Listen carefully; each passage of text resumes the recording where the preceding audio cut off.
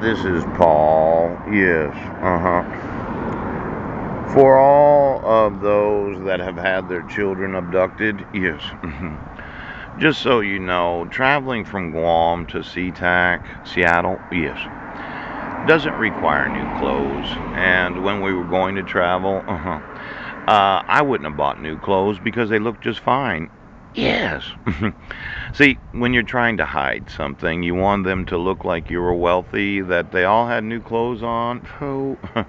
Now, this unlawful redemption of food stamps would be finding out that when you issue a court order, yes, somebody runs in and says that he's crazy, he's been arrested, yes. And then I spend 10 days in a Guamanian jail. I get out and I find out that by the time August had rolled around, approximately a month later, yes, you had issued a permanent protection order where I was not given any due process.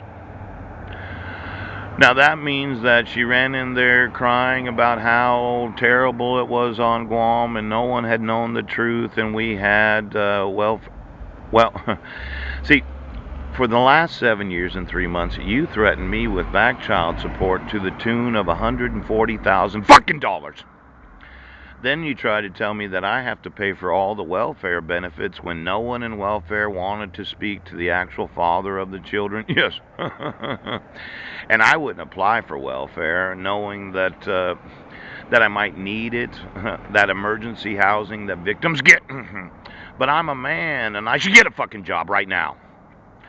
Now, this court, this police department has refused to acknowledge that when you use fraud and forgery, yes, to not only get court orders issued, right, but to get emergency subsistence, ooch, food stamps transferred from Guam, housing paid for by the state, oh, and all those benefits that you get, whereas I, the father of the 5 sons, can't get you to enforce the fucking laws.